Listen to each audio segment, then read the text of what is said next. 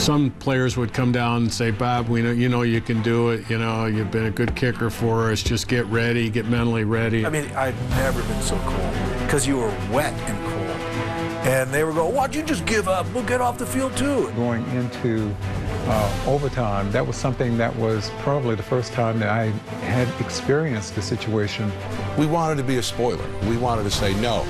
The defense especially was like, Walter Payton's not going to break the record against us.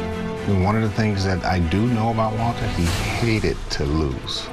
Hated to lose. He felt that he could do something else or just anything else that would help us to win. We fought our way back, and it's one of those things where you have to keep believing from one week to the next that something good was going to happen.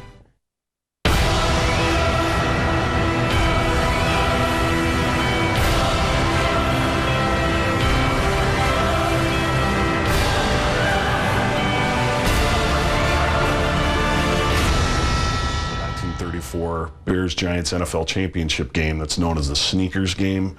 It was played in December.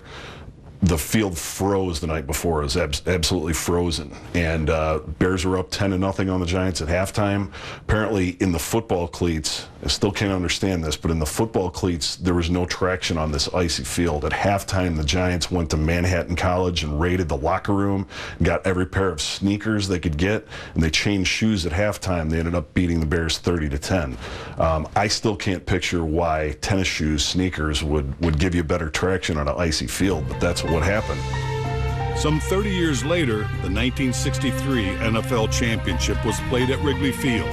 In their 6 meetings for the crown, the Bears topped the Giants 4 times. As the game was evolving into the modern era, the remainder of the 1960s and into the 70s would not be as kind to either franchise. From hopes and expectations for more postseason glory came times of hardship. The interesting thing about that is I didn't realize that 63 was the last time the Giants also made the playoffs, is that 1963 NFL championship game between the Giants and the Bears. So the Bears had 2 Hall of Famers drafted during that time, Dick Butkus, Gale Sayers, obviously, but their careers were so short. Both of them were injured within 5 to 6 years after they started. So other than Butkus and Sayers, really the Bears did not do a good job of drafting talent. Then you had George Halas retired in 1967. In the late 60s, that's when the heart of that 1963 team all started to retire at the same time. Then in 1970, the Bears lost the coin flip to draft Terry Bradshaw, and they ended up with the 2nd pick in that draft. Instead of drafting anyone, they traded their 2nd pick to Green Bay for 2 or 3 guys who were washed up. So that just starts how the rest of that period of time between 63 and 77 went. Jim Dooley was the first to follow the legendary Halas. 4 years later, it was Abe Gibron who took the reins for another 3 seasons. At that time, the Bears developed an interest in a former linebacker for the Rams and Redskins. A couple of years after retiring as a player, Jack Pardee was named new head coach of the Chicago Bears. In the Bears organization was the executive who hired Pardee.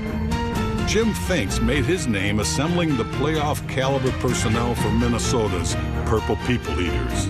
But with the mission he accepted as general manager and executive vice president of a struggling Bears team, there was nothing to lose and everything to gain.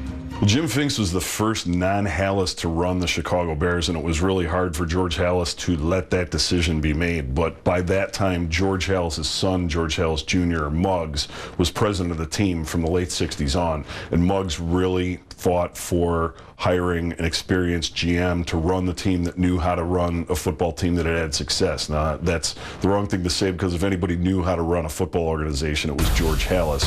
But he had been doing it for so long that maybe it was time for some fresh ideas, and Jim Finks had proven himself.